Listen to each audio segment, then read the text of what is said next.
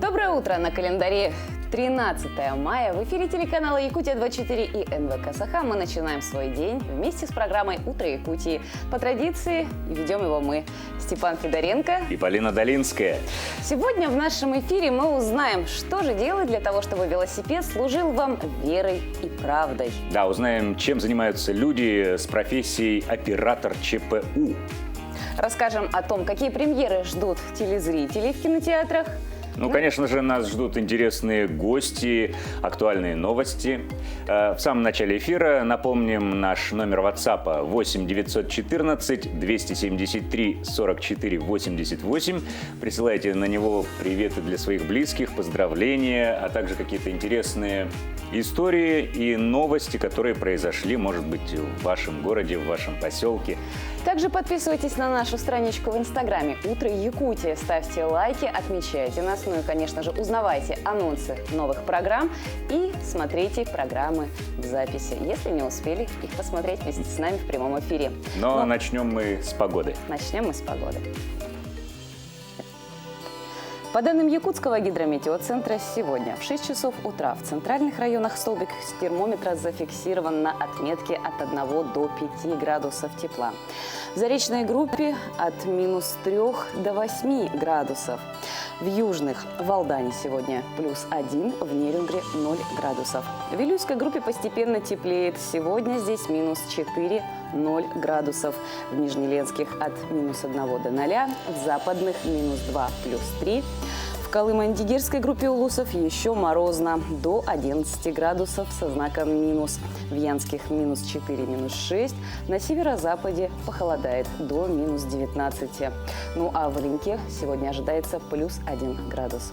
В городе Якутске температура воздуха на 6 часов утра составила +4 градуса. Атмосферное давление 748 миллиметров ртутного столба.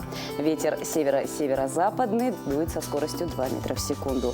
Сегодня днем преимущественно без осадков. Ветер северо-западный с порывами от 2 до 8 метров в секунду. Температура воздуха днем +11, 13 градусов.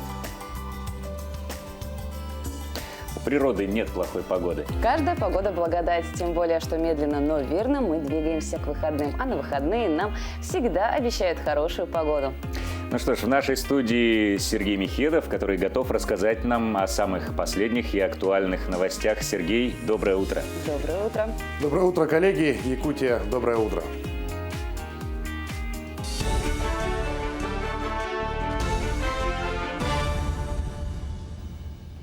Айсен Николаев провел совещание оперативного штаба, где заострил внимание на несоблюдение действующих ограничительных мер со стороны предприятий торговли, на слабое проведение дезинфекции общественных пространств, транспорта, на нарушение масочного режима и дистанцирования.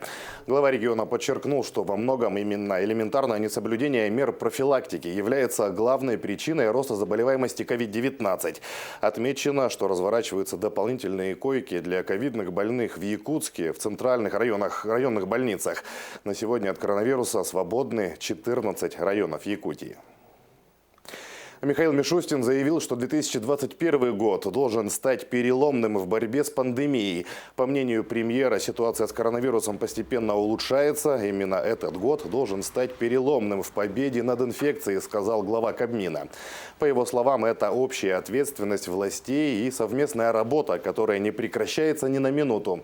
Премьер подчеркнул, что коронавирус поставил под угрозу жизни миллионов людей, и для недопущения самых тяжелых сценариев развития событий правительство по поручению президента разработало ряд чрезвычайных мер, потребовавших нового темпа принятия решений и практически круглосуточной работы.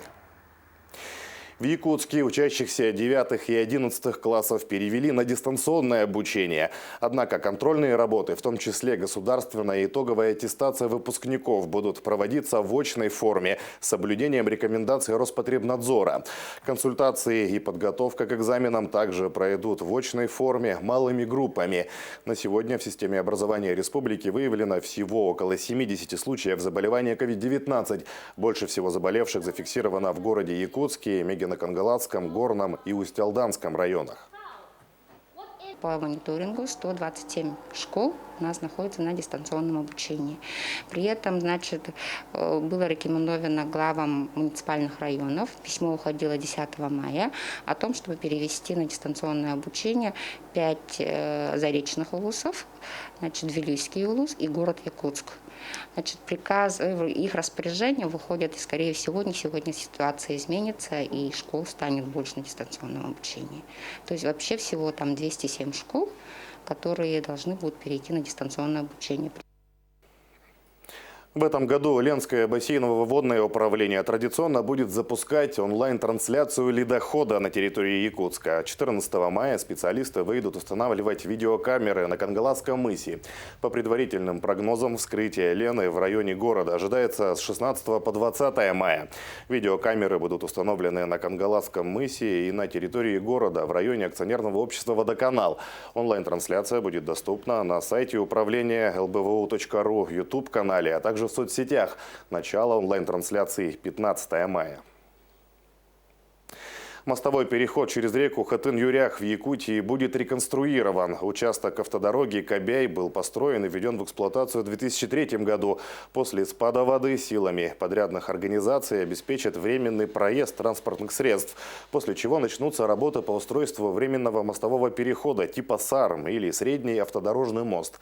Его длина составит 32 метра. Мост через реку Хатын-Юрях ведут в эксплуатацию в августе текущего года, сообщает пресс-служба главы и правительства Якутии. Власти Якутии планируют в этом году помочь трудоустроиться более 4000 подростков. На эти цели из бюджета республики выделят 22 миллиона рублей. Это почти вдвое больше, чем в прошлом году. Трудоустройство несовершеннолетних граждан в возрасте от 14 до 18 лет в свободное от учебы время ведется в рамках госпрограммы региона. Временное трудоустройство будет организовано во всех районах Якутии. Наибольшее число подростков будет трудоустроено в Якутске, более 700 человек. В оленеводческие хозяйства летом направят порядка 100 подростков. Самые популярные среди молодых людей профессии относятся к сфере благоустройства территорий, овощеводства и цветоводства. К этой минуте у меня все. Увидимся чуть позже. Я возвращаю слово коллегам.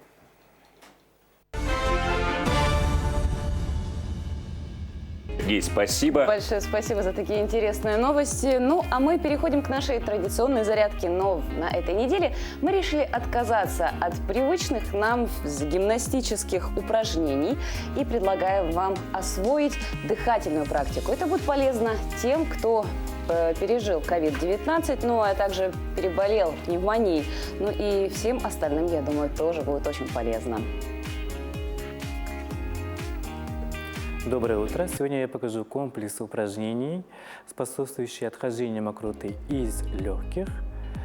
Эти упражнения полезны не только для перенесших коронавирусную инфекцию, но и для других заболеваний органов дыхания. Первое упражнение – постукивание пальцами, подушками пальцев на грудной отдел. Делаем глубокий вдох, выдох со звуком А. Итак, приготовились. Начали вдох и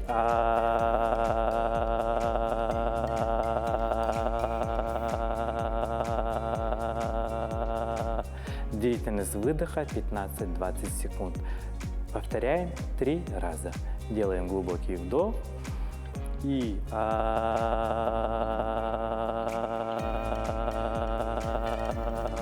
еще раз делаем глубокий вдох и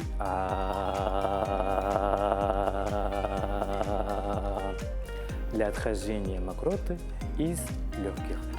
Второе упражнение – постукиваем локтями на ребра.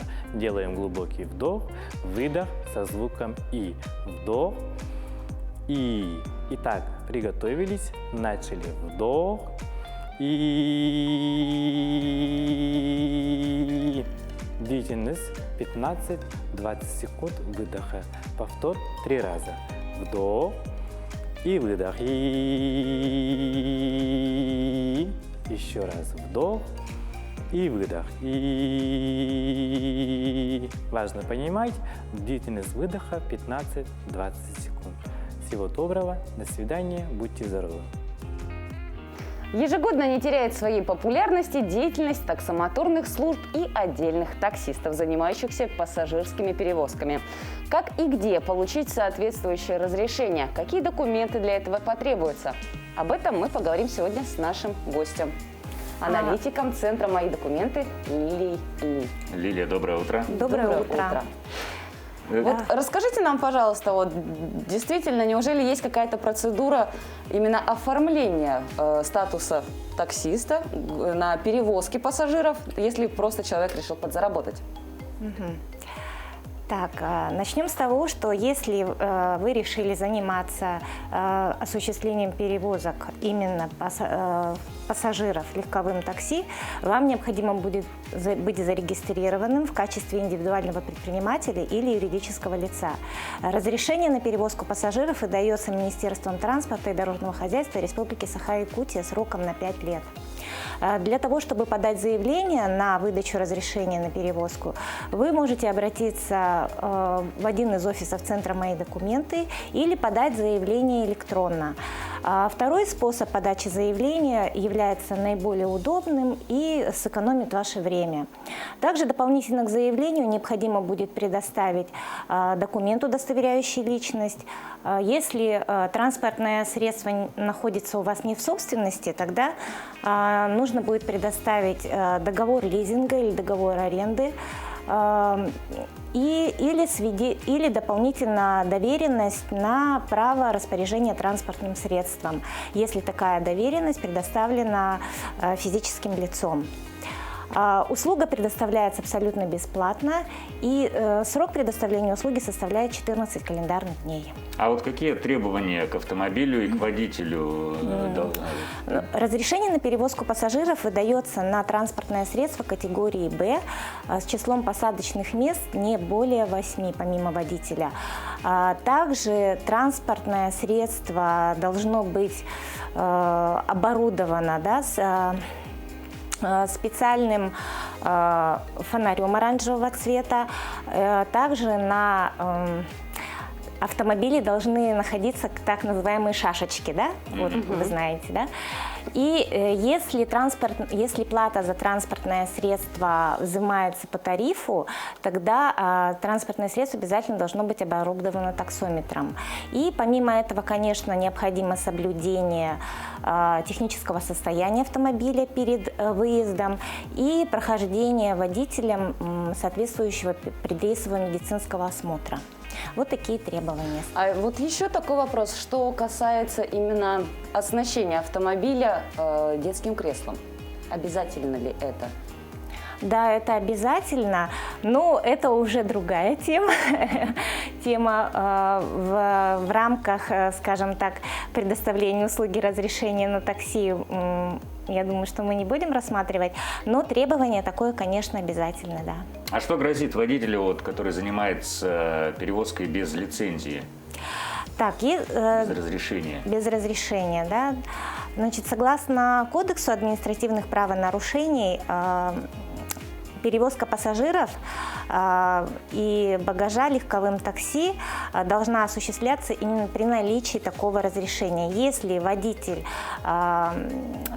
такси не имеет в салоне такого разрешения, да, то, соответственно, на него может быть наложен административный штраф в размере 5000. То есть, как пассажир, я, в принципе, могу сесть в такси и потребовать у водителя это самое разрешение? Да, конечно, да. Такое разрешение может потребовать, конечно, и пассажир, и, соответственно, контрольно-надзорные органы тоже могут проверить. А вот в каких случаях аннулируется вот это разрешение? Разрешение аннулируется, если предприниматель решил не использовать транспортное средство, да, в качестве легкового такси, или прекратил деятельность по перевозке пассажиров. Также в случае отчуждения автомобиля или, наоборот, допустим, если другое лицо приобрело этот автомобиль, в этом случае можно подать заявление заявление на аннулирование разрешения.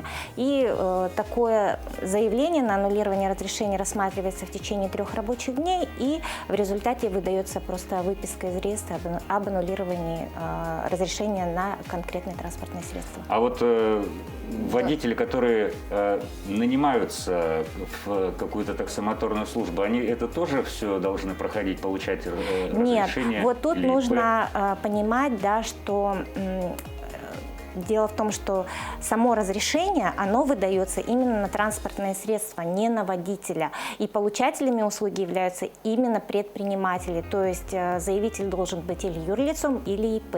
Вот так, таким образом. Но водитель, который нанят, допустим, да, вот гражданин, который нанят в качестве водителя для перевозки, да, предпринимателем, обязательно в салоне автомобиля должен иметь такое разрешение. Он тоже должен это разрешение иметь, где Он его должен, да, получает? просто его возить с собой. Некоторые предприниматели ошибочно считают, что водитель должен быть вписан в такое разрешение, но это неверно. А вот по поводу разрешения, в случае порчи или утери, можно ли его восстановить? Да, конечно, можно. Для этого нужно будет обратиться с заявлением о выдаче повторного разрешения, да, и дубликат. Дубликат выдается на срок ранее выданного разрешения и изготавливается он в течение 10 календарных дней. Большое спасибо, очень интересная Спасибо. беседа. Кстати, многое мы узнали во время нее.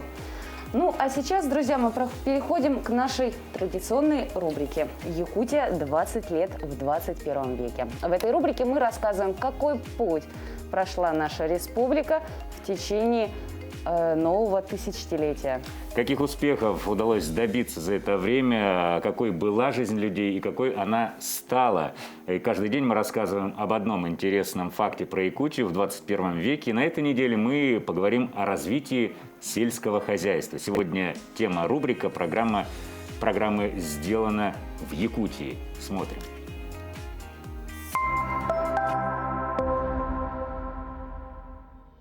Единый бренд для якутских товаров и гарантированное качество для потребителей.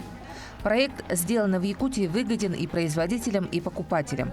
Более 1500 видов продукции уже прошли проверки в лабораториях, получили сертификаты качества и теперь продаются под брендом «Сделано в Якутии». На специальных торговых точках есть весь продуктовый набор. Оленина, конина, колбасы, рыба, молочные продукты, варенье и сиропы из дикоросов. Все наше от родной якутской земли и с гарантией качества.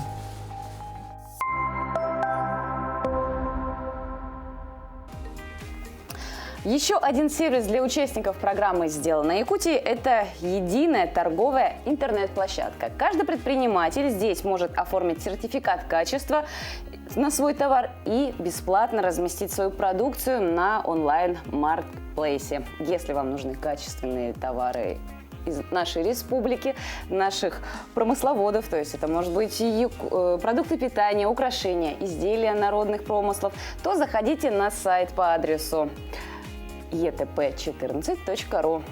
Ну вот, а мы переходим к следующей нашей рубрике. Да, сегодня у нас в России отмечается День Черноморского флота. Мы поздравляем всех причастных к Черноморскому флоту, всех моряков Черноморского флота. Ну и какие еще сегодня произошли события и даты в этот день, узнаем из нашей рубрики.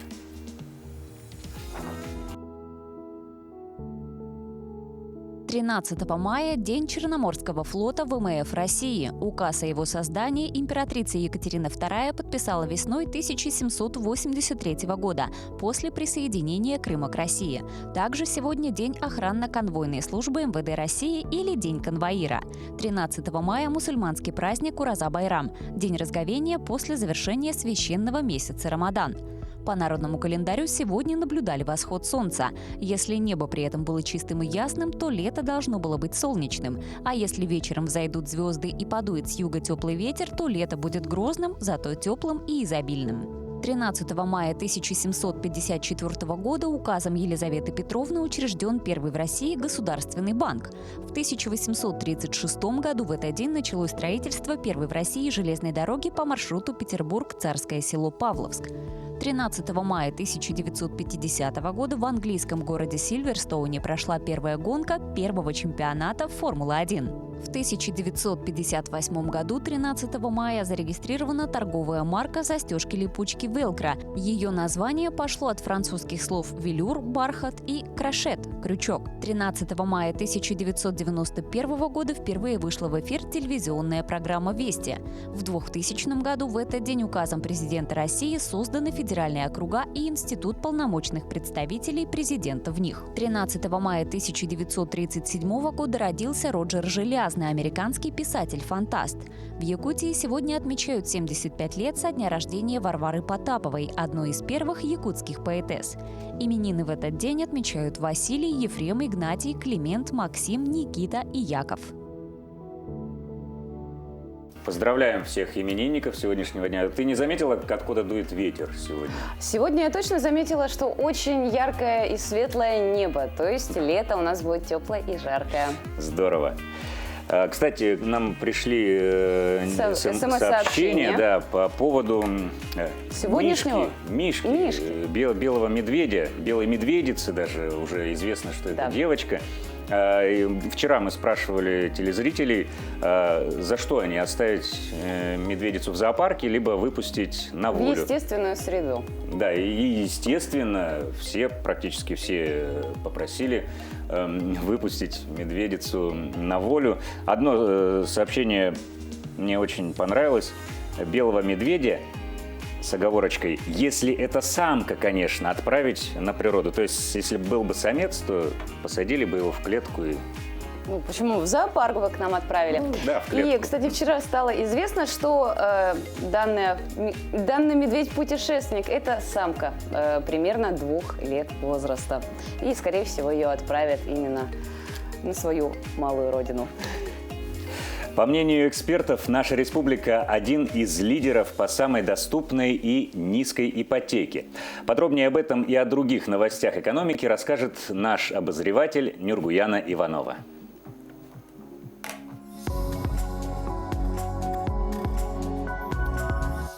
Якутия вошла в число регионов России с самой доступной ипотекой. Самая низкая средняя стоимость обслуживания ипотеки в январе-марте текущего года зафиксирована на Чукотке, в Приморском крае и Магаданской области. На 4-м месте расположилась Якутия. 5-ку замыкает Амурская область. Все вышеуказанные регионы относятся к Дальневосточному федеральному округу, где действует программа льготной ипотеки под 2% годовых. Если исключить регионы Дальнего Востока, то самые дешевые кредиты на покупку жилья в январе-марте могли взять жители Кабардино-Балкарской республики, Карачаево-Черкесской республики и Адыгеи. В то же время самая дорогая ипотека в первом квартале по-прежнему была в Чечне. На 2-м месте находится Севастополь, на 3-м расположилась Тыва. В 5-ку регионов с самой недоступной ипотекой также входят Крым и Ингушетия. Корпорация МСП по состоянию на конец марта при помощи 4 дочерних лизинговых компаний предоставила 368 микро- и малым предприятиям финансирование на общую сумму 9 миллиардов рублей. Средний чек по итогам работы оценивается в сумму около 24 миллионов рублей.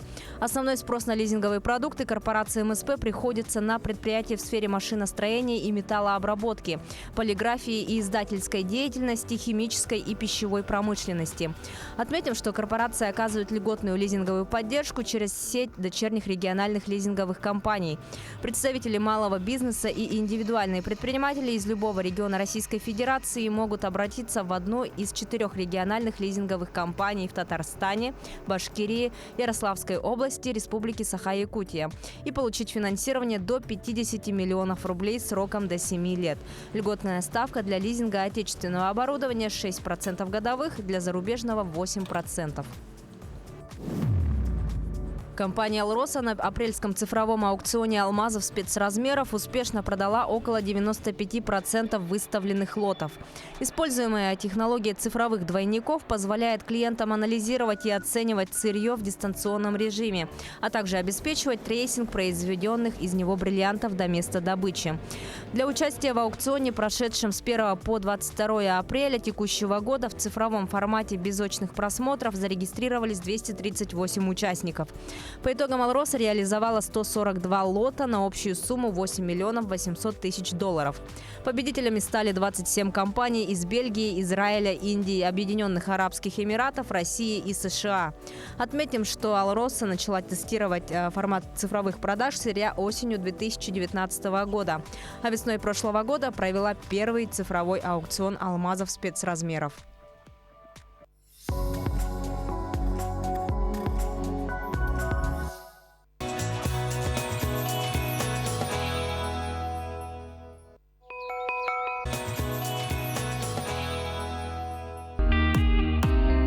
Доброе утро всем, кто начинает день вместе с нами, либо с тем, кто только к нам присоединился. Это программа «Утро Якутии» на телеканалах Якутия-24 и НВК Саха. Сегодня на календаре 13 мая, четверг. Да, и мы продолжаем нашу программу. Напоминаем наш WhatsApp номер 8 914 273 44 88. Поздравляйте своих близких, родных, а также делитесь какими-то интересными событиями с нами и со всей республикой. Также напоминаем страничку в Инстаграме «Утро Якутии». Подписывайтесь, ставьте лайки, узнавайте анонсы. Вот одно из поздравлений на WhatsApp номере. Всех кыргызстанцев поздравляю с праздником Рамазан и окончанием Орозо Айзада. Присылайте свои какие-то. Мы также поздравляем всех причастных к этому событию, с этим праздником. А сейчас к нам присоединился наш новостной обозреватель Сергей Михедов и расскажет нам о последних новостях в мире и республике.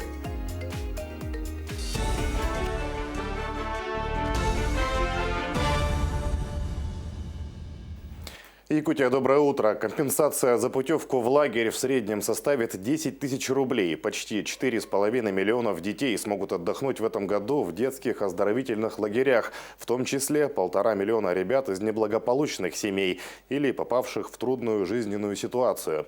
Как и в прошлом году, из-за коронавируса в лагерях остаются ограничения на массовые мероприятия и проведение родительских дней.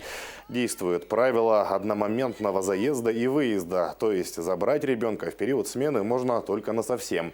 Однако в этом году с 50 до 75% увеличена наполняемость лагерей. К тому же дети смогут отдыхать в лагерях, расположенных в других регионах.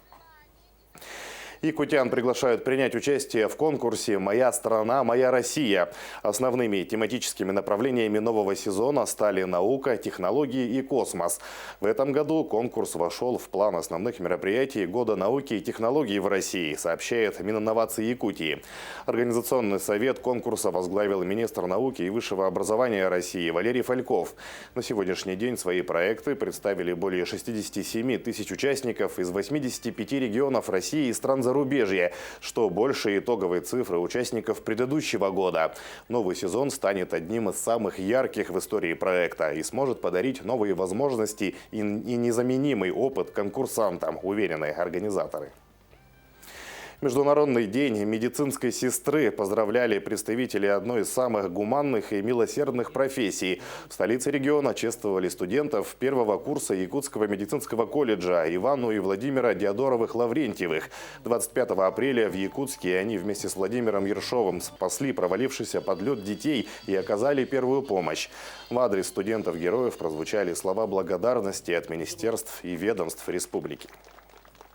Мы очень благодарны родителям студента Володи за то, что воспитали ему милосердие, бережное отношение к близким, готовность прийти помощь любому человеку. И в этот светлый праздник мы желаем всем медицинским сестрам успеха в работе, в этой трудной их работе. Главное, семейного счастья, чтобы всегда были их близкие, и друзья, и родные всегда порадовали своими успехами и были всегда здоровы. Будьте здоровы! Накануне в Якутске презентовали новый клип якутского исполнителя Киджа под названием «Кындыкан». Это поразительная история маленькой девочки, которая 200 лет назад осталась единственной выжившей в стойбище, полностью вымершим от эпидемии оспы. Съемки одноименного клипа завершились 2 недели назад в стойбище оленеводов в Вено-Бытантайском районе. В видео рассказывается о стойких людях, которые, вопреки всему, живут по завету предков. Текст песни написал сам исполнитель совместно написана с Евгением Артахиновым, известным как Маскила, а музыку сочинил Вадим Борисов. Проект «Кандыкан» – это совершенно новый проект, который инициирован молодежью Республики Саха-Якутия. И это проект, который имеет, конечно, большое будущее, потому что к проекту уже проявили заинтересованность все ассоциации коренных малочисленных народов Российской Федерации. И мы намерены помогать этому проекту сбором легенд, сказаний коренных малочисленных народов, чтобы проект был интересным и для детишек, и для подростков, и для взрослого населения. В селе Титебя Хангаласского улуса учащиеся выпускного 9 класса сняли видеофильм по мотивам легендарной повести Бориса Васильева «А зори здесь тихие». В произведении описана судьба 5 самоотверженных девушек-зенитчиц и их командира во время Великой Отечественной войны. Ребята отнеслись к съемкам с большой ответственностью, и антураж, и цветовое оформление, и одежда – все это было в духе военного времени. За 6 минут показана храбрость девушек-зенитчиц и их командира, на чью долю выпало немало испытаний. Съемку завершили за 1 день. К этому часу это все новости. Всего доброго и удачного дня.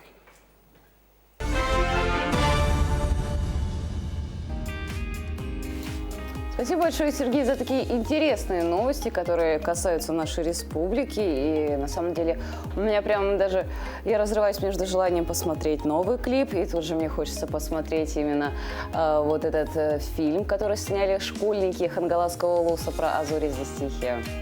Вот. А что тебя заинтересовало? Да, меня много чего заинтересовало.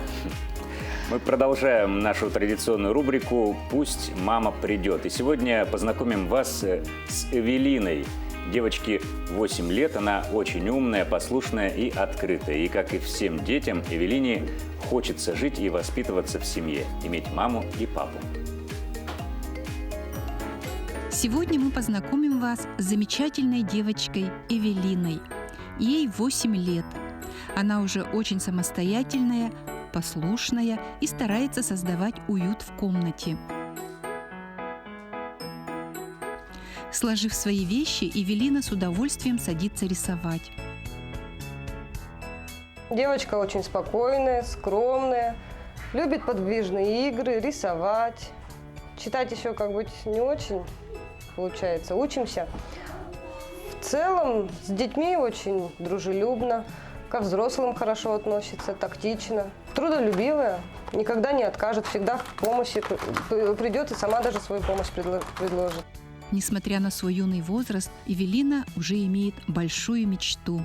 Я хочу стать поваром, я хочу готовить суп, котлету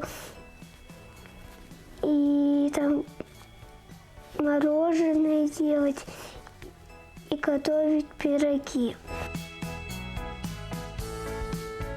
А еще Эвелина любит проводить время в швейной мастерской. Она уверенно овладевает швейными навыками, и это, безусловно, поможет ей в будущем.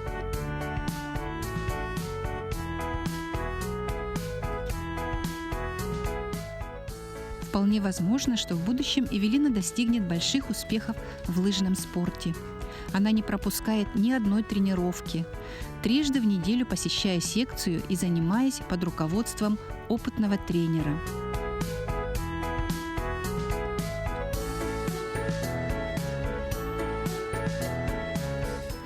Эвелина сама застегивает сложные крепления и овладевает техникой катания на лыжах.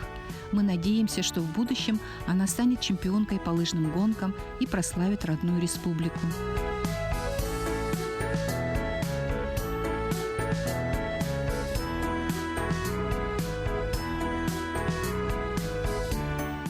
Эвелина очень хочет обрести семью.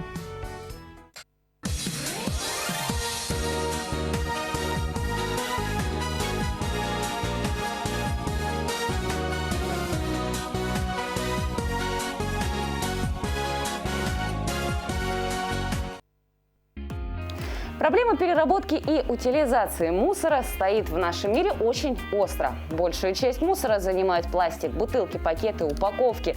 Все это ежедневно тоннами вывозится на свалки.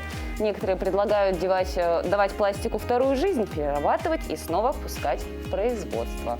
Ну а энтузиасты из Якутска решили бороться с пластиком при помощи насекомых. И сегодня у нас в гостях Евгений Попов, ведущий эксперт лаборатории биотехнологии технопарка Якутия, генеральный директор общества с ограниченной ответственностью «Ксенос». Добрый день. Доброе утро. Доброе утро. Евгений, расскажите вот подробнее об этом проекте. Как это связать? Пластик, насекомые. Евгений у нас не один сегодня, кстати, с гостями. Да, кстати, у нас вот Да, вот это ваши вот сотрудники. большой мышной хрущак – это жук, который, согласно научным данным, умеет перерабатывать пластик, превращая его в менее токсичные виды. Это вот прям вот. Да, это вот личинка. Личинка, она потом превращается в жука. Жук-космополит. Но эта идея не совсем наша. Мы изучали научные статьи и в 2017 году наткнулись на интересную публикацию, в которой говорилось о том, что личинки некоторых насекомых могут действительно утилизировать частично полиэтиленовый пакет и полистирол, то есть пенопласт. Это нас заинтересовало, мы стали изучать, что это за насекомые, каким образом они это делают, ну и решили создать такую небольшую группу и начали ставить свои эксперименты. Данные насекомые, они именно любой вид пластика или Нет, там все равно от всего два плотности вида. В зависит? данном случае они хорошо едят полистирол. Пенопласт. Пенопласт они очень прекрасно кушают. На выходе остаются вторичные метаболиты и другие вещества, которые менее токсичные. Но мы сейчас ведем исследования, как они это все едят. Очевидно, в них есть определенные бактерии. Эти бактерии уже известны. И наша цель на самом деле выделить вот эти вот симбиотические бактерии, микроорганизмы, и на их основе, как на матрице, уже создавать, попытаться создать тот фермент или группу ферментов, которые отвечают за разрушение пластика. А что вот с самой букашкой после именно поедания, переработки, что с ней происходит? Она нормально живет, нет, она не толстеет. Если она будет питаться чисто на пластике, конечно, она будет худеть, потому что не хватает питательных веществ. А вот сколько букашек нужно, ну, чтобы, вот, например, вот эту Ну, на самом деле, я принес вид, съесть? контейнер они не сидят, потому что он достаточно плотный. Я имею в виду вот пенопласт, Вот, например. допустим, из-под телевизора, вот у нас же есть упаковка пенопласта. Ну, примерно 100 грамм, 300 особей сидят Вот в течение суток. В течение суток. Здорово. В течение суток, да. А продукт переработки сколько на выходе получится уже? Такого же объема, как они съели, или Нет, гораздо значительно меньше. Значительно меньше они будут, потому что они используют его для получения каких-то своих необходимых питательных веществ. Есть 3 вида, с которыми мы работаем. Вот это вот самый такой простой, называется большой мышной хрущак. Он перерабатывает пластик, но делает это не так активно, как второй наш жук. Это Зофобус морио. Он в 3 раза крупнее, личинки активные, едят все, что попадется им на пути. И есть еще моль. Это большая восковая огневка, небольшая бабочка, которая тоже может есть некоторые виды пластика. И изучение вот этих вот насекомых у нас сейчас, мы как раз этим занимаемся. А кроме пластика вы их еще чем-то кормите? Бросали маски, но маски не едят. Маска уже месяц лежит в А естественная среда обитания? Вот эти жуки-космополиты, например, они обитают везде, по всему земному шару. То есть они у нас в Якутии где-то есть, да, в Москве и в Америке можно найти. Они являются вредителями мучных культур. То есть они поселяются в муке, потом называется большой мучной хрущак. Он поселяется и может, например, в старой крупе появиться. У него есть еще младший собрат, у нас поселяется малый мучной хрущак, жук в 10 раз меньше, но очень часто встречается в крупах, в рисе. И является вредителем. Поверните, пожалуйста, на камеру, чтобы вот наши телезрители видели, что вот насколько маленькие вот именно представители это. Еще чуть-чуть разверните, да, вот сюда. Вот так вот.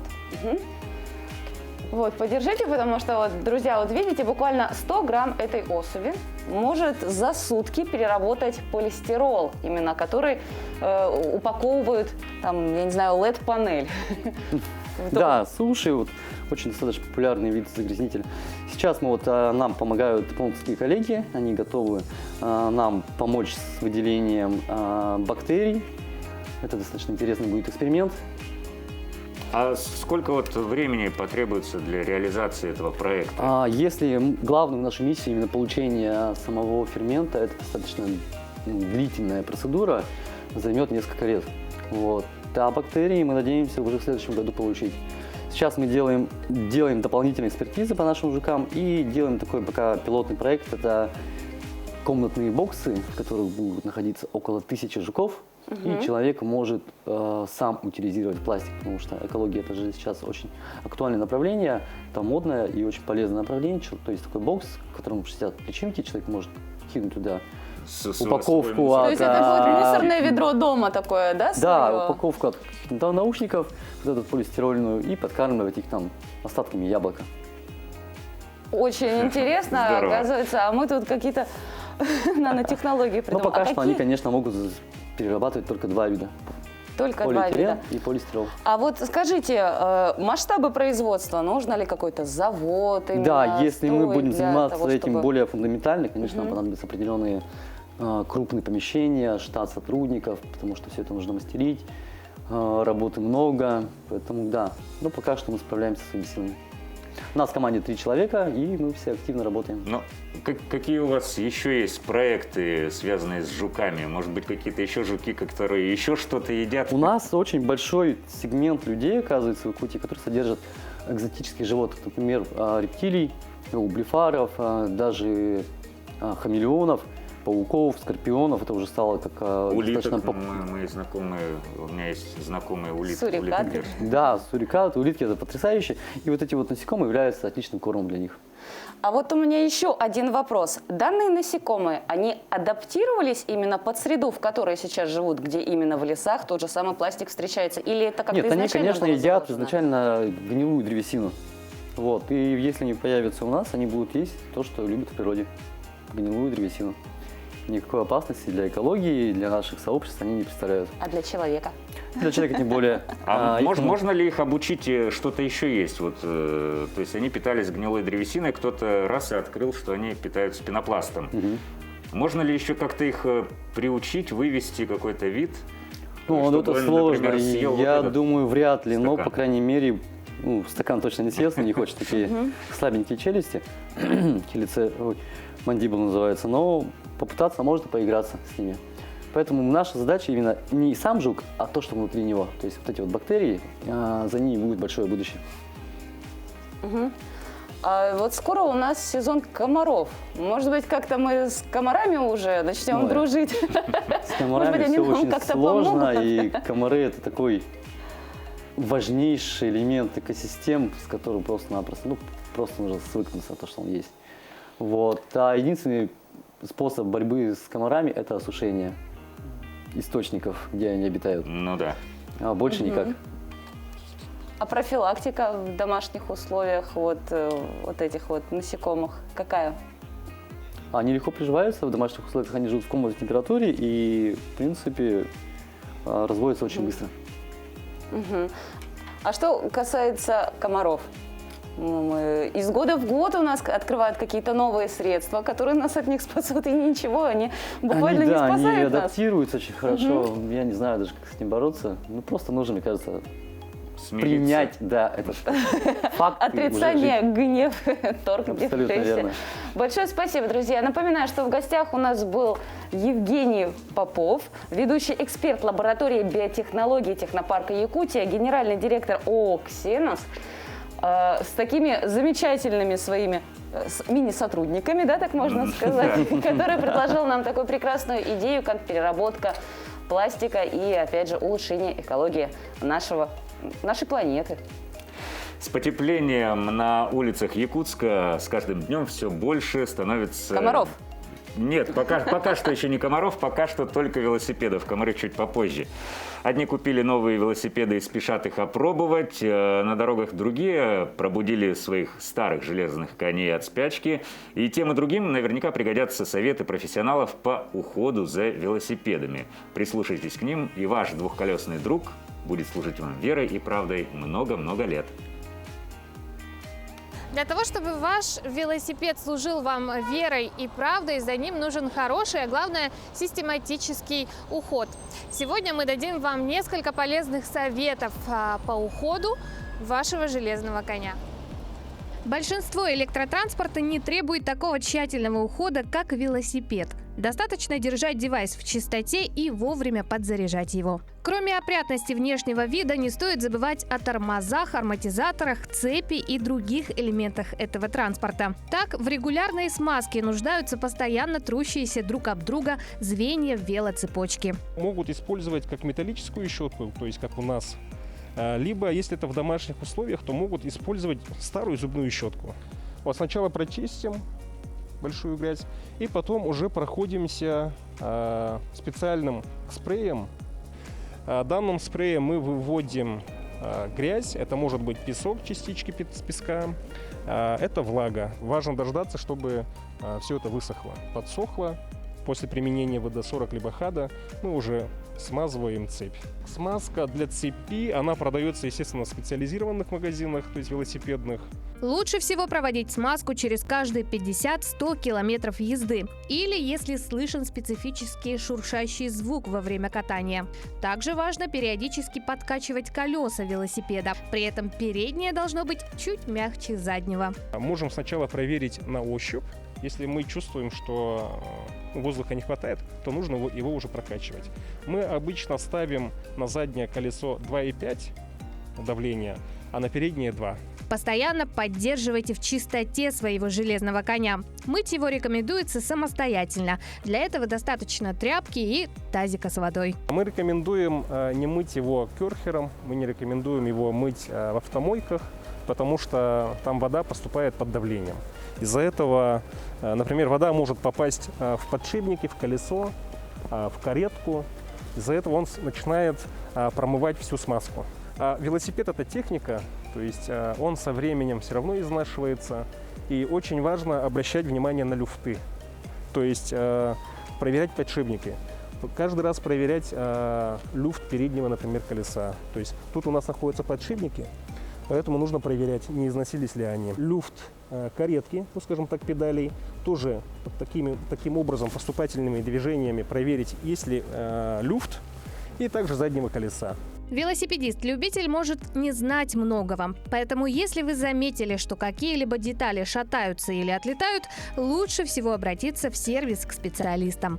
Помните, без своевременной очистки и смазки ваш велобайк может выйти из строя в самый ответственный момент, поэтому регулярно и правильно ухаживайте за ним. А в ответ он не только прослужит вам долго, а что важно, обеспечит безопасность при эксплуатации.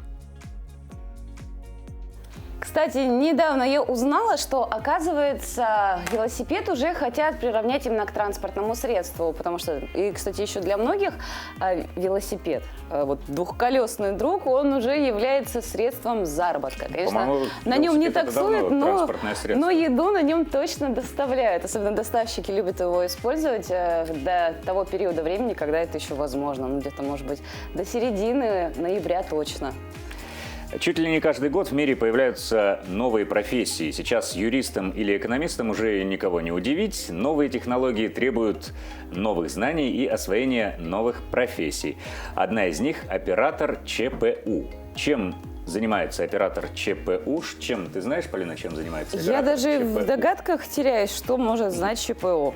Ну вот мы расскажем в рубрике «Моя профессия» об этой интересной профессии. Оператор ЧПУ. Оператор с числовым программным управлением. Я учился в Новосибирске 2 года 6 месяцев. Буквально сразу же после школы. Там же я устроился на работу, отработал 3 года и вернулся сюда. Сейчас я работаю в компании «Уран Машинс». Также по специальности оператор ЧПУ. Большинство станков с ЧПУ могут изготовить такие детали, которые не может человек изготовить сам. Допустим, вырезать какую-нибудь деталь размером миллиметр в миллиметр. Человек не сможет вырезать так точно, как это сделает компьютер. Очень высокая точность. То есть руками навряд ли ты этого добьешься. А на станке очень легко. Даже опытные операторы, у которых там стаж по 10, по 11 лет, они все равно учатся, потому что оборудование постоянно обновляется, станки появляются все новее и новее и новее, и поэтому приходится постоянно учиться. За границей станки с ЧПУ есть уже с 90-х годов. Поэтому для нас, в принципе, в нашей республике это профессия новая, еще, так сказать, необъезженная, свежая. Действительно, я о такой профессии даже и не знала. Причем, что профессия, наверное, была, только мы не знали, как она правильно называется. Друзья, на календаре... Она появилась в 90-х годах в Америке. Замечательно. Сегодня на календаре у нас четверг. Это значит, что в кинотеатрах премьерный день. И сегодня мы узнаем, что же выходит на большие экраны и как мы можем разнообразить свои выходные вместе с семьей или сходить с компанией друзей в кинотеатрах. Далее в нашей рубрике «Афиша». Это не для меня. Основным релизом предстоящей недели должен стать семейный проект «Кролик Питер 2». В продолжении истории кролика по имени Питер главные герои начинают спокойную и размеренную жизнь за городом. Однако Питеру это совсем не нравится. Ему хочется приключений, и на их поиск он отправляется в большой город. Фильм отлично подходит для семейного просмотра. Ты должен остаться с нами. Моя семья в беде. Вы видите всех отсюда. Другим голливудским релизом на дате станет фильм ужасов «Пила. Спираль». Детектив полиции Нью-Йорка Зик Бэнкс всю жизнь пытается вырваться из тени своего отца, прославленного ветерана правоохранительных органов. И однажды ему выпадает такая возможность. Бэнксу и его напарнику поручают расследование серии жестоких убийств, которые напоминают преступления прошлых лет. Привет, детектив Бэнкс. Долгожданное возвращение драматической актрисы Анджелины Джоли, за последние 10 лет сыгравшей только Малефисенту и версию самой себя, жену, уставшую от мужа в исполнении Брэда Питта, в мелодраме «Лазурный берег». В новом фильме оскаровского номинанта Тейлора Шеридана Анджелина играет пожарную, протягивающую руку помощи мальчику, на которого охотятся убийцы его отца. Музыкальная драма из Южной Кореи «The Box» повествует о Джихуне, который увлечен музыкой больше, чем кто-либо другой в этом мире. Однако из-за своего страха перед сценой он может петь только в коробке. Встреча с музыкальным продюсером Минсу, который когда-то был на пике своей карьеры, но сейчас разорен, переворачивает его жизнь. С добрым утром, ребята! По мотивам анимационного сериала «Пчелка Майя. Новые приключения» смотрите сегодня третий фильм франшизы. «Пчелка Майя. Медовый движ». Медовый движ. Прости, дружище. Также сегодня в российский прокат выходит отреставрированная версия фильма Джузеппе Торнаторе «Легенда о пианисте». Картина, вышедшая в 1998 году, рассказывает о гениальном музыканте, который родился и всю жизнь провел на корабле. Сюжет основан на романе итальянского писателя Алессандро Барико, который также выступил соавтором сценария.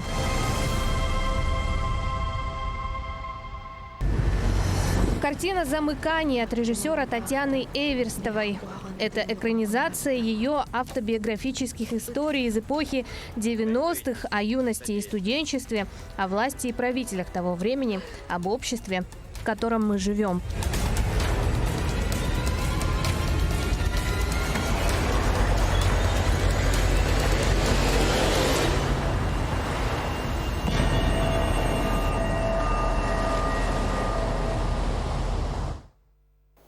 Вот такие замечательные премьеры у нас выходят сегодня в кинотеатрах города. Степ, ты уже определялся с тем, куда ты бы сходил? Ну, я бы сходил на Анджелину Джоли, посмотрел бы. Я бы тоже с большим удовольствием сходила, посмотрела бы именно Анджелину Джоли. И также мне очень порадовало, что есть разнообразие в плане того, куда можно сходить с детьми. Да, и с детьми, и вообще как-то разнообразный репертуар кинотеатров. Можно выбрать на любой вкус и по любым своим предназначениям, да. А вот фестиваль Сибадзакура проходит у горы Фудзи на пандемию. Местные жители и иностранные туристы приняли участие в фестивале Сибадзакура в окрестностях города Фудзи Кавагутика в префектуре Яманаси. На кадрах посетители парка наслаждаются видом более 800 тысяч цветущих шиловидных флоксов и делают фотографии на фоне заснеженной вершины горы Фудзи. Ежегодный фестиваль обычно проходит с середины апреля до конца мая. В этом году мероприятие проводится с соблюдением всех мер безопасности, обусловленных распространением новой коронавирусной инфекции.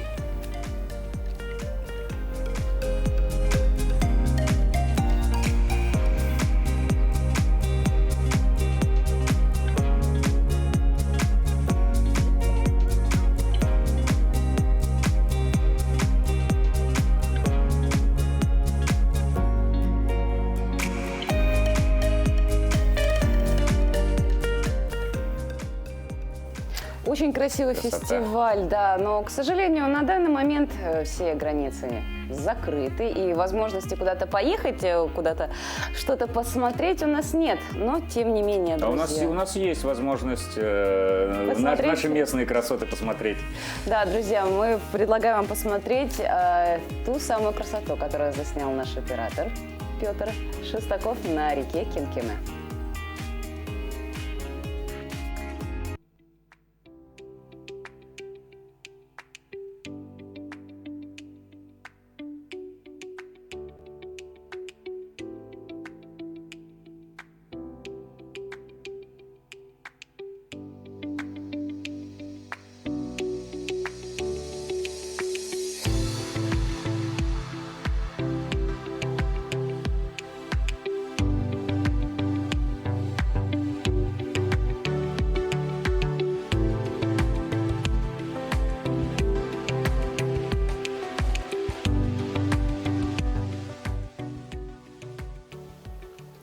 Очень красиво и увлекательно. У нас большая, красивая республика. Друзья, ну а у нас подошло время прощаться. Увидимся с вами завтра на телеканалах Якутия-24 и НВК Саха в программе «Утро Якутии».